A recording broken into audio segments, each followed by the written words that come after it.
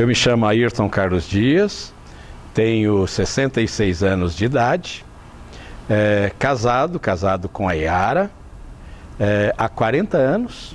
Minha profissão é bancário aposentado, hoje eu trabalho na prefeitura no cargo de secretário da CEMAV. Nós temos 3 filhos e 6 netos e já estamos casados já há 40 anos.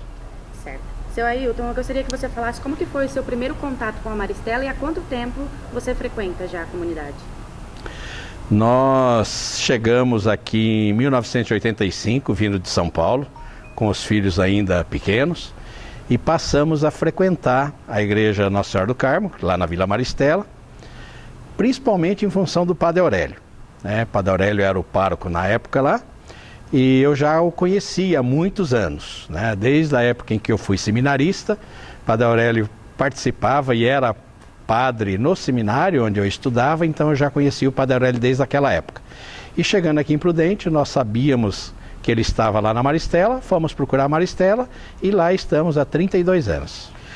Nós, durante todos esses anos aí, desde o início com o Padre Aurélio, nós desenvolvemos diversas atividades na Maristela, Contribuímos, ajudamos o Padre Aurélio. Naquela época a paróquia ainda era uma comunidade pequena, Eu fui presidente do conselho por 10 anos, a convite do Padre Aurélio, e nesse período nós pudemos desenvolver diversas ações, tanto espirituais, criando diversas pastorais, como também em obras. Nós ajudamos a construir o centro de catequese hoje, que frequentam aproximadamente 700 alunos fazendo catequese. Ajudamos na construção da igreja do Parque Primavera. Ajudamos também na reforma da igreja antiga, Eu que idealizei a Festa das Nações há 20 anos atrás, É uma festa que perdura até hoje, com bastante sucesso, Que muito contribui, muito ajuda com a sua receita para as obras sociais da igreja, Também tive o prazer de participar da comissão que criou a PREV, Associação de Prudente, Recuperando Vidas, que tão bem fez para tanta gente que era dependente químico, E continua fazendo até hoje. Enfim, tivemos ao longo desses anos aí, desses 32 anos, muitas ações aí no sentido de contribuir e colaborar com o desenvolvimento da igreja. Quando o senhor e sua esposa chegaram na paróquia e começaram a contribuir com ela, tanto espiritualmente como ajudar nas obras também, como que era a igreja? Como que ela estava? A igreja, como eu disse há pouco, ela era uma comunidade ainda muito pequena e tinha muita coisa por fazer, O Padre Aurélio, ele se sentia muito sozinho, então ele precisava reunir um grupo de paroquianos que pudesse, junto com ele, desenvolver as pastorais, criar novas pastorais, Isso não tinha ainda todo esse movimento jovem que existe hoje, esse movimento da renovação carismática. Então era uma comunidade pequena, mas que precisava de uma injeção muito grande para poder se desenvolver.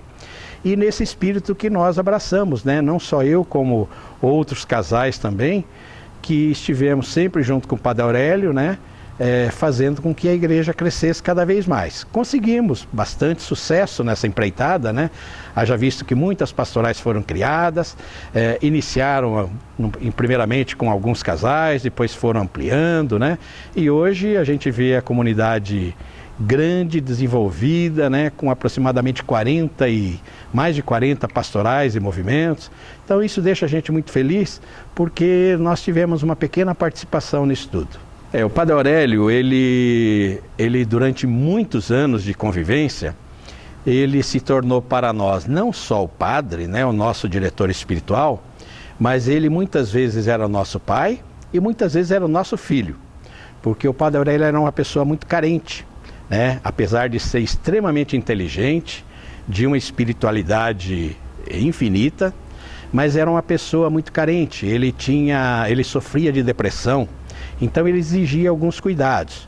Mas ele era cercado de amigos, não só da nossa família, que abrigava ele em todos os momentos, mas tinham vários amigos que estavam sempre junto com ele, fortalecendo ele cada vez mais, porque ele tinha uma saúde um pouco debilitada, E muitas vezes a gente tinha que socorrê-los, até nas liturgias, ajudando ele, nas missas, nas Semanas Santas, enfim, a gente estava sempre junto com ele.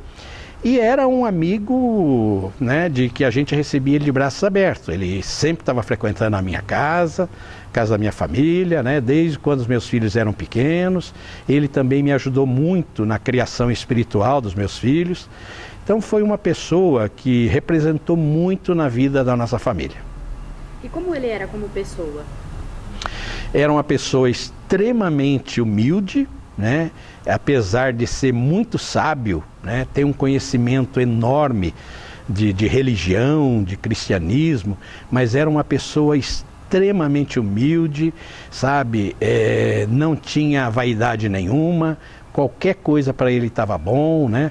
A gente muitas vezes insistia com ele para comprar uma roupa nova, para ter um carro melhor, mas ele nunca aceitou essa situação. Ele vivia realmente o verdadeiro sacerdócio. Seu Ayrton, como eram os projetos que o senhor e o Padre Aurélio queriam desenvolver para a melhoria da capela e da comunidade? Nós tínhamos um grande projeto que nós tínhamos na época. Nós tínhamos o salão paroquial, salão de festa, e nós tínhamos o anseio de aumentar a capacidade do salão para abrigar salas de catequese, que até então nós não tínhamos, era tudo muito precário.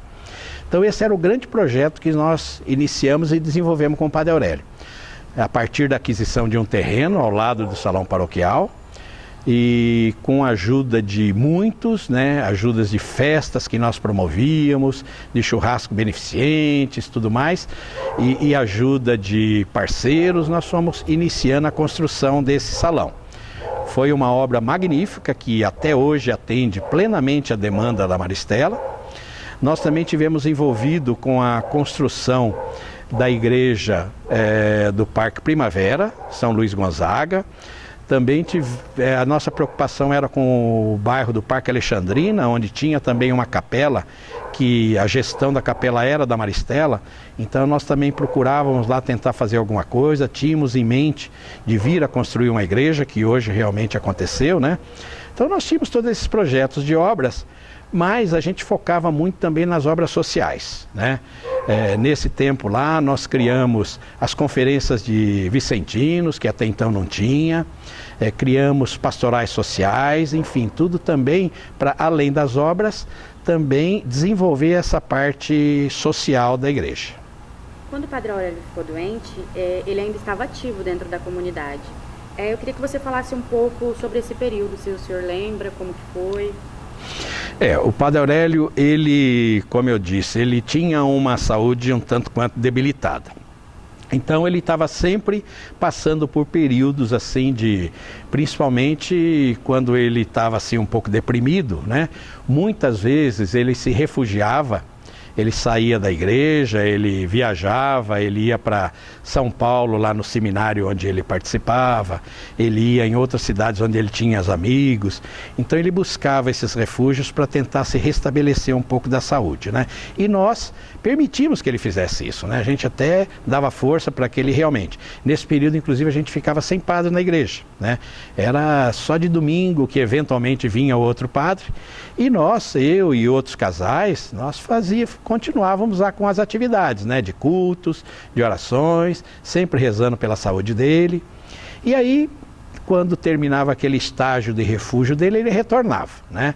Até que veio o Padre Tucci, foi designado pelo bispo na época, Dom Agostinho, para ele ir para Maristela para ajudar o Padre Aurélio. E aí ficou desenvolvendo os dois padres lá, ajudava muito o Padre Aurélio, foi muito bom, porque aí o Padre Aurélio podia dar um pouco mais de si, né, na parte espiritual. E o Padre Tucci aos poucos, foi desenvolvendo tal, até que ele virou o pároco, né? Ele virou o vigário da igreja, e o Padre Aurélio ficou assim numa situação de reserva, né? Ficou mais descansando, mais light, já não precisava celebrar tantas missas, né? Porque ele chegava final de semana, às vezes ele tinha 4, 5 missas. Então isso de fato desgastava muito ele. Então essa vinda do Padre Tucci foi muito benéfica. E depois o Padre Tucci, com muita sabedoria também, deu continuidade a todo esse trabalho que a gente já estava iniciando, né? Que nós tínhamos iniciado, esse trabalho de evangelização, trabalho com as pastorais. E com isso a igreja foi cada vez mais desenvolvendo. Eu gostaria de saber, na sua opinião, qual que é o legado que o Padre Aurélio deixou para a comunidade? Olha, o grande legado que ele deixou foi realmente a sua simplicidade, né? A sua humildade e a abertura que ele deu para... Teve um momento em que teve o início da evangelização 2000 e o Padre Aurélio acolheu todos esses evangelizadores, né? Todo esse pessoal que veio fazer esse trabalho de uma nova evangelização, um novo método. E foi graças ao Padre Aurélio, graças a essa abertura que ele deu, que esse povo pôde chegar e fazer um trabalho que hoje é um trabalho magnífico, né? Trabalho que resultou aí no acolhimento dos jovens, né? A nossa igreja na época tinha um grupo de jovens, mas era muito diminuto, muito pequeno. E com essa nova evangelização, com essa nova proposta que o Padre Aurélio permitiu que se fizesse lá na Maristela, isso criou um corpo muito grande. Então hoje nós temos lá um grupo imenso dos jovens, né? Vieram então os acampamentos, né? Acampamento de jovens, de sênior, né? Enfim, dos adolescentes. Então esse foi o grande legado que ele deixou, essa possibilidade de abrir as portas para todo esse tipo de evangelização. Seu Ayrton, eu agora queria que o senhor falasse como que eram os eventos que eram realizados para arrecadar fundos para as Gostaria que o senhor falasse agora como que eram os eventos que eram realizados para arrecadar fundos para as construções que a paróquia necessitava naquela época. Nós ficamos, esse início da paróquia, quando nós iniciamos as obras, né? Centro de catequese, as capelas, a própria matriz, né? Que nós fizemos uma reforma muito grande, tudo isso exigia muito dinheiro, muito recurso financeiro. E a comunidade era uma comunidade que contribuía, mas não era suficiente para arcar com todos esses custos. Então nós resolvemos, através do conselho paroquial, promover, iniciar uma série de eventos que a gente promovia, né? Todo tipo de evento. Para você ter uma ideia, nós tínhamos o nosso salão, que nós transformamos ele em salão de festa.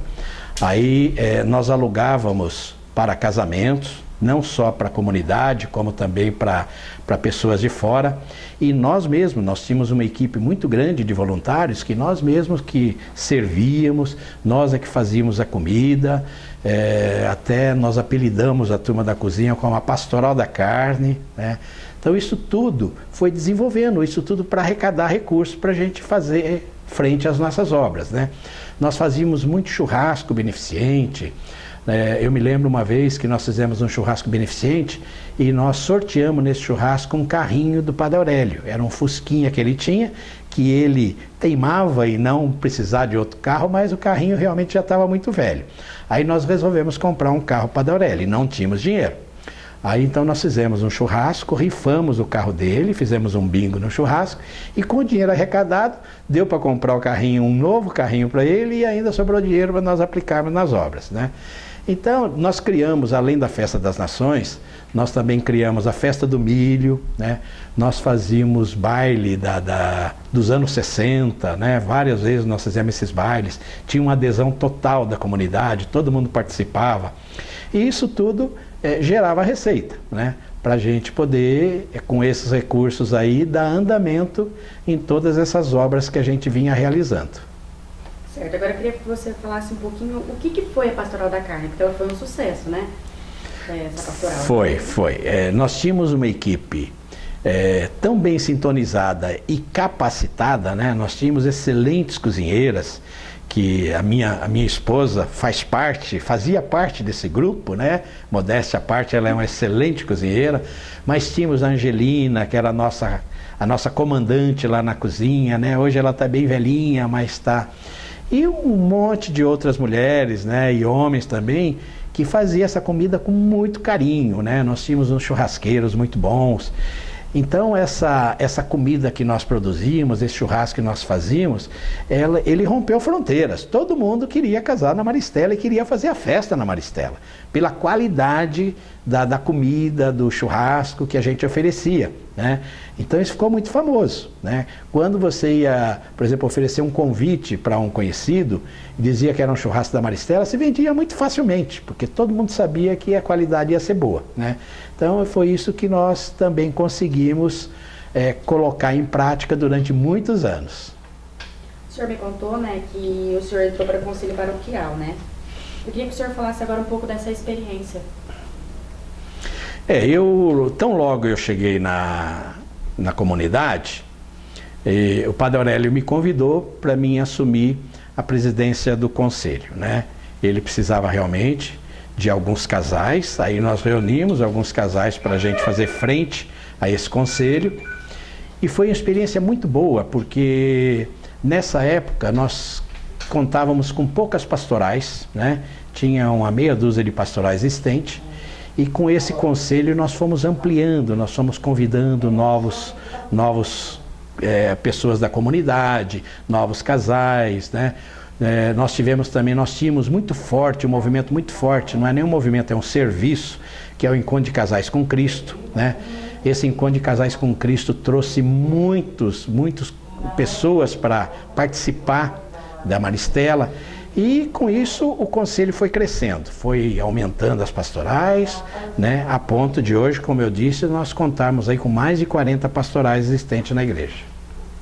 E muitas dessas pastorais, né, o senhor ajudou a criar, né? Eu queria que você falasse um pouquinho dessas pastorais.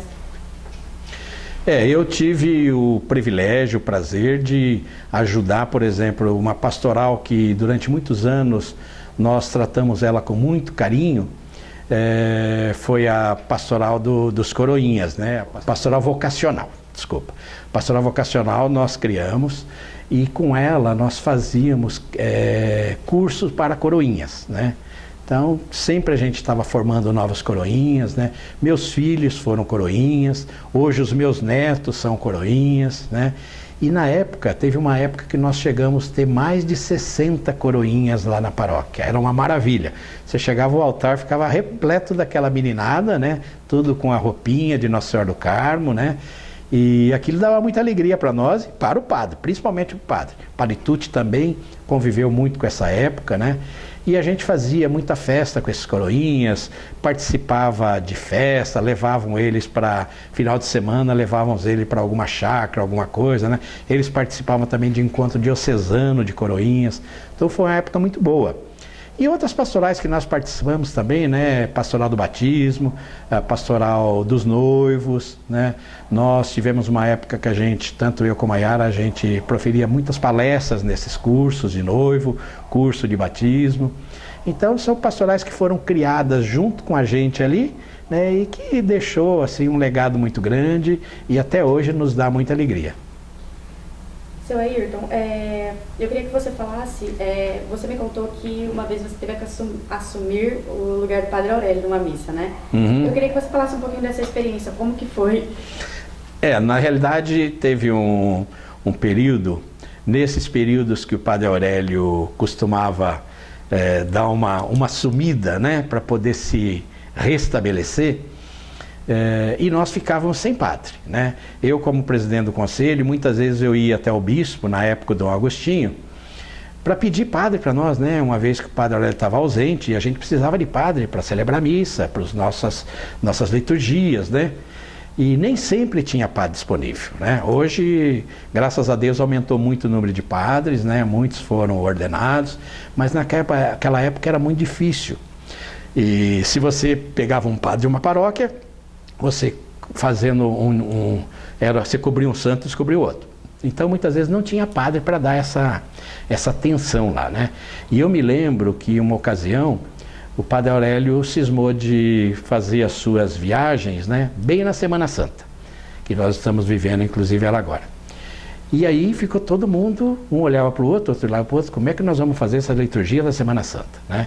Porque a gente procurava cobrir a ausência do padre em tudo menos na missa, né? A missa você não pode celebrar, você tem que ter um padre. E mais nos cultos, nas pregações, nas liturgias, a gente procurava fazer da melhor maneira possível. E chegou na Semana Santa, nós tínhamos lá toda a programação da Semana Santa, né? Procissão do Senhor Morto, procissão do Encontro, Via Sacra, né? E aí nós tínhamos que fazer, porque o povo ansiava por participar da Semana Santa, né? E nessa ocasião eu fui pedir um padre lá para o Dom Agostinho, e ele disse que não tinha padre, porque as igrejas lá, as outras paróquias também precisavam de fazer.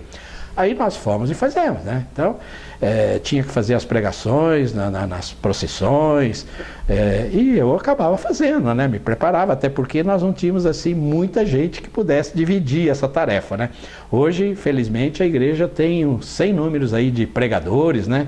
Excelentes pregadores, né? Comandado pelo meu amigo Astromar, mas naquela época não tinha muita gente, não. Então, a gente é que ia quebrando galho lá, e quando, na ausência do Padre Aurélio, a gente procurava dar continuidade aos trabalhos da igreja. Agora eu queria que o senhor falasse como que foi a homenagem que vocês fizeram, né, o Padre Aurélio quando ele completou 50 anos do sacerdote dele. Isso, nós tivemos o prazer de participar do Padre Aurélio na festividade dos 50 anos de sacerdócio. E ele costumava dizer que, para ele, comemorar, por exemplo, aniversário, para ele era aniversário de ordenação. Era para ele muito mais importante do que aniversário dele, da data dele. Então ele adorava ser padre, adorava ser sacerdote. E quando ele fez 50 anos de padre, nós fizemos uma grande festa para ele, né? Primeiro nós nós conseguimos com a Câmara de Vereadores na época que desse um título de cidadão prudentino que tanto ele merecia, por tudo que ele já tinha feito até então, por Prudente e pela paróquia, né? Aí conseguimos um título, fizemos uma solenidade muito bonita na Câmara, levamos o nosso coral, que era regido pela Cervelini, e fizemos uma grande festa. Depois, Ana Rita. Depois nós fizemos um almoço também por adesão, né, onde todos os padres, o bispo foram convidados, participaram. E à noite nós tivemos uma missa festiva, com aproximadamente 20 padres e mais o bispo, né? Aí fizemos as homenagens, fizemos uma missa muito bonita. Eu consegui um depoimento do arcebispo que tinha feito a ordenação, tinha ordenado o Padre Aurélio há 50 anos atrás. Esse bispo estava vivo, residia em Botucatu, era um bispo emérito, né? E nós conseguimos um depoimento dele, e nós passamos na missa, durante a missa nós passamos, né?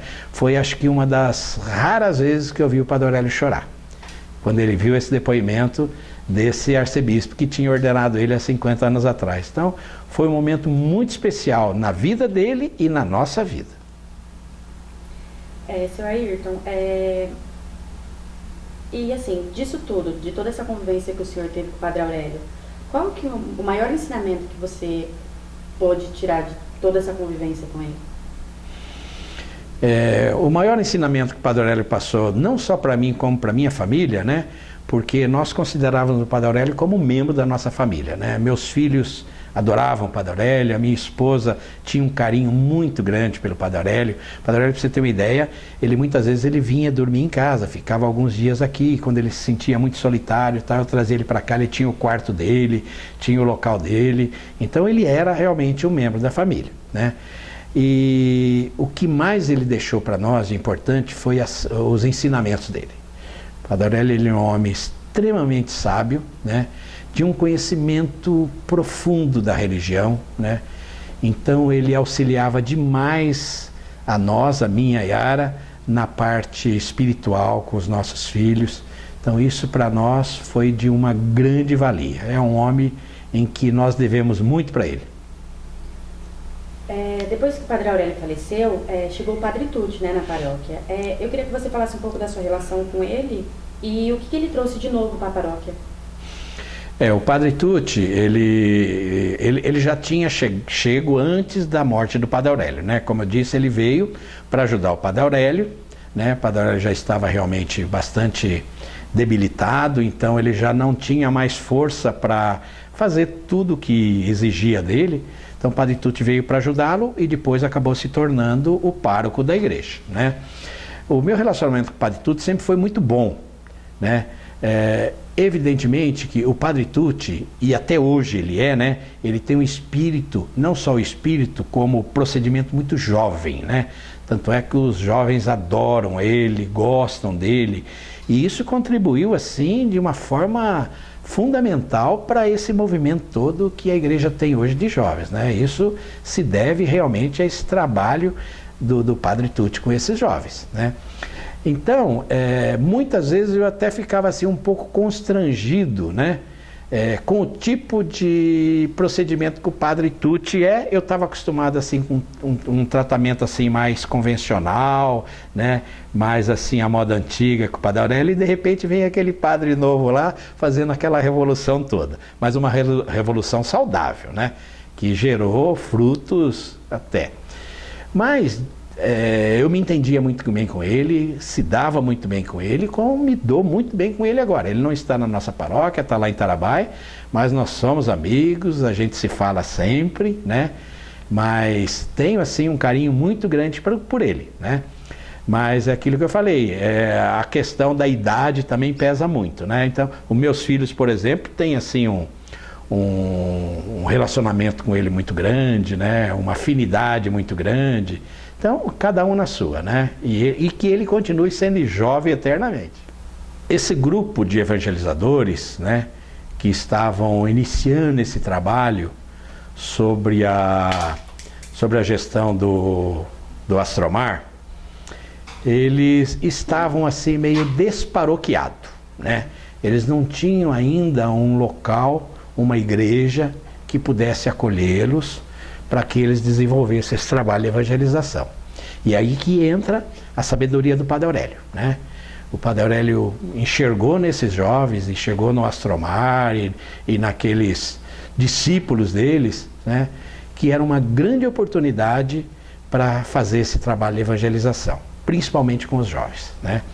E abriram todas as portas, né?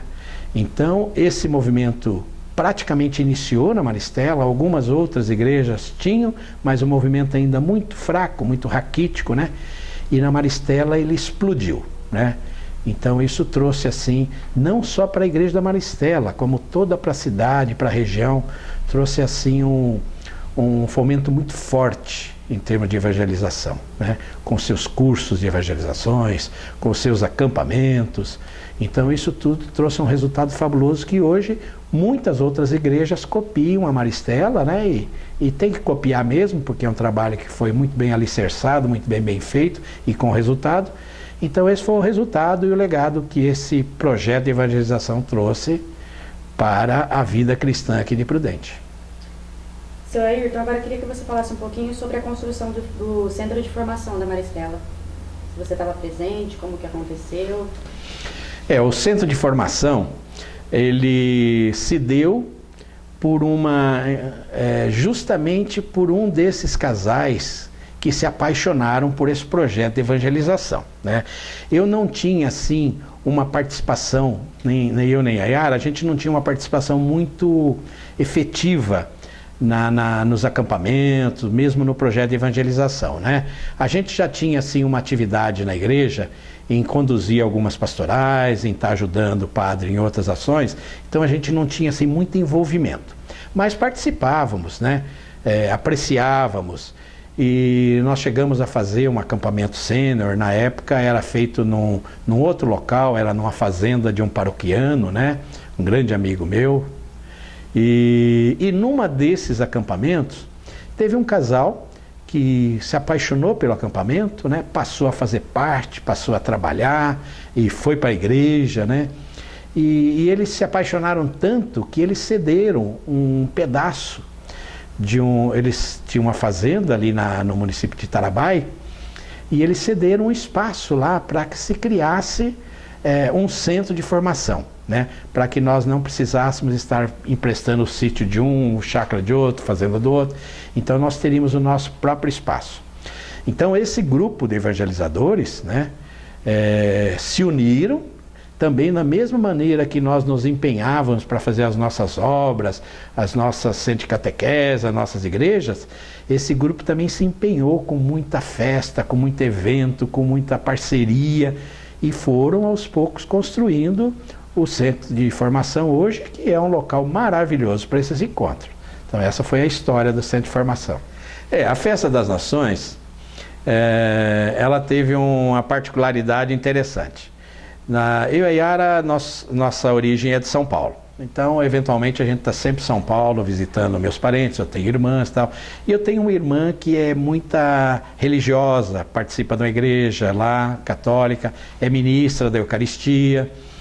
E em uma ocasião nós estávamos em São Paulo e ela me convidou para ir numa festa na igreja dela, né? E nós chegamos lá na festa, era um espaço acanhado e tal, mas eu vi lá algumas barraquinhas, né? E cada barraquinha se preocupando em fazer um tipo de comida, né? Uma estava lá fazendo só macarrão, outra estava fazendo só pastel, a outra estava fazendo só churrasco, a outra estava fazendo só feijoada, né? E aquilo foi aquela euforia toda, aquela alegria do pessoal em servir e tal, né? E naquela época nós já buscávamos tentar buscar alguma outra alternativa, porque nós fazíamos churrasco, fazia festa disso, festa daquilo, né? Mas precisávamos de alguma coisa grande, né? Alguma coisa maior que pudesse dar uma receita maior para a gente atender as demandas nossas. Aí chegando aqui, eu naquela época ainda participava como presidente do conselho. Na primeira reunião do conselho, eu sugeri para o pessoal de nós fazermos uma festa como aquela que eu tinha visto, porém de uma forma assim mais grandiosa, né? Aí eu sugeri que nós íamos fazer uma festa que poderia ser denominada Festa das Nações e que cada barraca teria um nome de um país e a comida típica daquele país. E aí todo mundo me chamou de louco. Ninguém queria assumir uma coisa dessa. Como é que eu vou fazer uma comida japonesa? Como é que eu vou fazer uma comida espanhola? Ficou todo mundo doido. Falei, não, você é louco. Falei, não, mas vamos fazer o seguinte, dentro dessa minha loucura, vamos tentar, né? Se não der certo, a gente para, se der certo a gente continua. E aí começamos, né, a recrutar os voluntários, tudo mais, criamos as barracas e fizemos a primeira festa ali na praça da igreja nossa, né, com as barracas de bambu, de lona de plástico, uma coisa bem precária, mas feita com muito esmero, com muito capricho, com muito carinho. E aí cada um cuidou da sua barraca. Já tínhamos naquela época a barraca brasileira, a barraca japonesa, a barraca espanhola, a barraca italiana, enfim, a barraca do doce, que ela sempre iniciou e hoje é uma barraca extremamente tradicional. Então nós tínhamos lá uma meia dúzia, talvez umas 8 barracas, né, bem, se eu não me engano. E fizemos. E o mais interessante nisso tudo é que, apesar de estar todo mundo confiante, né, mas ninguém estava acreditando assim no sucesso que poderia ser a festa. E aí nós começamos a preparar a comida. E ficamos aí uns 10 dias, alguns procurando antes, tal, trabalhando na véspera, na semana da véspera da festa. E no dia iniciamos a festa, numa sexta-feira à noite. E para nossa surpresa, quando chegou lá por volta de 00:30, 1h da manhã e tal, tinha tanta gente que toda aquela comida que nós tínhamos feito para os 3 dias da festa tinha se esgotado. Todo mundo que foi na festa acabou com a comida, né? E aí ficamos todo mundo desesperado, né? Como é que nós vamos? Amanhã, no dia seguinte, nós tínhamos uma outra festa na praça lá e não tínhamos um grão de arroz, um grão de feijão, né? Um churrasquinho para fazer, uma esfirra para fazer a festa. Aí todo mundo veio para cima de mim, né? Como se eu fosse culpado de todo mundo ter ido lá e acabado com a comida, né? Aí a primeira coisa que nós fizemos foi reunir o pessoal no entorno da escadaria da igreja antiga. Nós fizemos uma oração, né, de agradecimento por Deus ter proporcionado aquele sucesso todo, né? Pedi nessa oração, em conjunto com o pessoal, que Deus nos desse força, né? Força mesmo para nós podermos aguentar. Aí eu sugeri que todo mundo fosse para casa, dormisse algumas horas e às 4h da manhã nós estivéssemos todos no salão para a gente reiniciar a confecção da comida. E assim foi feito. E aí, 4h da manhã, nós estávamos batendo na porta de supermercado, nós estávamos esperando o Ceasa abrir, nós estávamos correndo atrás dos amigos, de bares, aonde tinha comida, nas feiras livres, e foi um sufoco. Trabalhamos igual uns doidos o sábado inteiro, fizemos comida, conseguimos fazer uma quantidade de comida maior do que nós já tínhamos feito anteriormente. E continuou o sucesso. Sábado foi um sucesso estrondoso, no domingo também fizemos um almoço, e com isso foi o início dessa festa que é um sucesso até hoje. Esse foi o nosso início então. O senhor participou de 2 momentos das missões redentoristas na Maristela. Explique como foram os resultados alcançados. Nós participamos agora recentemente das missões realizadas lá, né? E essas missões, nós participamos, inclusive formamos um grupo aqui no Bom Giovanni, né, de paroquianos que frequentam a Maristela, e realizamos todas as noites, a gente fazia as missões aqui, cumpria à risca aquele livrinho das missões, né? E essa missão, que foi o ano passado, 2016, resgatou, tanto a mim como a Yara, a lembrança das últimas missões que tinha acontecido há 20 anos atrás, né, bem? Aproximadamente 20 anos, 25 anos atrás, já tinha ocorrido essas missões lá na Maristela. Não só na Maristela, mas essas missões ela foi muito abrangente, porque foi no município de Prudente todo. Foi naquela época, foi inaugurado o Cristo, lá na Manuel Goulart, Cristo Redentor, e foi no encerramento dessas missões que foi feito o encerramento, ou foi feita a inauguração do Cristo. Todas as igrejas finalizaram as suas missões nas suas paróquias e todas saíram em procissão e foram até o Cristo, né? E um fato muito marcante nessas missões de 25 anos atrás foi que um dos padres que participava das missões, padre, não me lembro o nome dele agora, ele esteve aqui na abertura dessas missões agora, ele está vivo ainda, né? Mas não ficou aqui nessa vez não. Mas naquela época ele era um padre mais jovem, né? Como eu também era mais jovem, né? E participou ativamente das missões, né? E nós tínhamos uma meta de colocar um cruzeiro de madeira lá na praça da igreja, né? Um cruzeiro imenso, que foi recém-tirado agora, na ocasião que foi feita a nova igreja, nós tivemos que retirá-lo e foi colocado lá na igreja do Parque Alexandrina, tá? Na igreja Santa Luzia, paróquia Santa Luzia. O cruzeiro está lá até hoje, que nós tiramos da Maristela e foi lá. Mas esse cruzeiro, que tinha sido encomendado por algum carpinteiro para fazer, era um cruzeiro imenso, pesadíssimo, né? Madeira maciça. E o padre, como que chama o padre, bem? Galvão. Padre Galvão. Aí o padre Galvão falou, olha, vocês vão ter que levar esse cruzeiro na mão. Vocês vão ter que pegar ele. Esse cruzeiro estava ali na rua José Claro, onde era o Salão dos Vicentinos, hoje é o escritório da Preve. Da Preve não, do Movimento Mariana Braga. E aí nós tínhamos que levar esse cruzeiro na mão. Aí reuniram-se os homens, né, lá na rua, conseguimos levantar com muito custo o cruzeiro e levantamos até os nossos ombros, até a altura dos ombros, e fomos levando. Num determinado momento, o padre Galvão subiu no cruzeiro e ficou andando pelo cruzeiro, porque o cruzeiro estava deitado, sendo transportado pelos homens, né? Era de fato muita gente. E o padre Galvão ficou andando no cruzeiro, dando as ordens lá, vamos mais rápido, mais devagar, mais isso aí. Num determinado momento ele falou assim, agora vocês vão segurar esse cruzeiro com a ponta dos dedos, né? E todo mundo riu, né? Imagina que a gente vai conseguir segurar um peso desse com a ponta dos dedos. Aí ele reclamou de todo mundo pela falta de fé, né? E fez nós levantarmos o cruzeiro. E nós levantamos o cruzeiro e ficamos sustentando ele com a ponta dos dedos. Foi uma demonstração de fé que jamais eu vou esquecer da minha vida. Então essa foi a lembrança que essas missões trouxeram para nós. Seu Ayrton, quando o senhor para pensar assim, tudo que o senhor fez e ajudou pela comunidade, qual que é o sentimento que o senhor tem? Olha, tudo isso que nós fizemos, né, ou o pouco que nós fizemos, é uma pequena retribuição por tudo que Deus tem feito nas nossas vidas, né? A minha vida, a vida da Yara, dos nossos filhos, dos nossos netos, tem sido agraciada, abençoada por Deus desde o momento que nós casamos. Então, o pouco que nós fizemos em retribuição a Deus é um pouquinho daquilo que nós poderíamos fazer para agradecer por tudo de tão grande que Ele tem feito na vida da gente.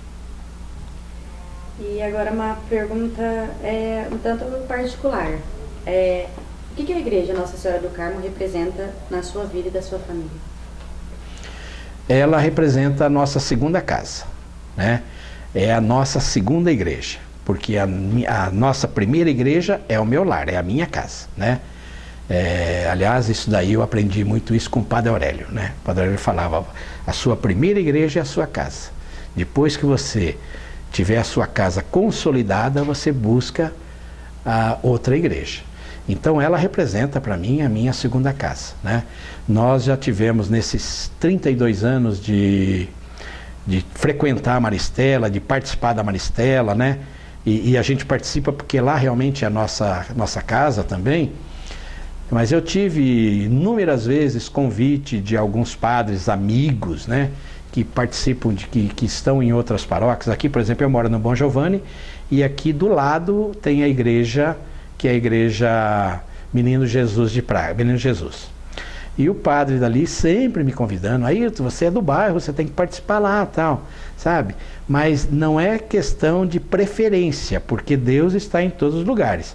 Mas não tem como nós tirarmos a igreja da Maristela das nossas vidas, entendeu? É tanta coisa grande que aconteceu para nós, tanta coisa boa que aconteceu nas nossas vidas ali, e tantas bênçãos que nós recebemos, que não dá para abandonar a igreja. Então, eu pretendo, se Deus quiser, ficar lá até Deus me chamar para um outro plano.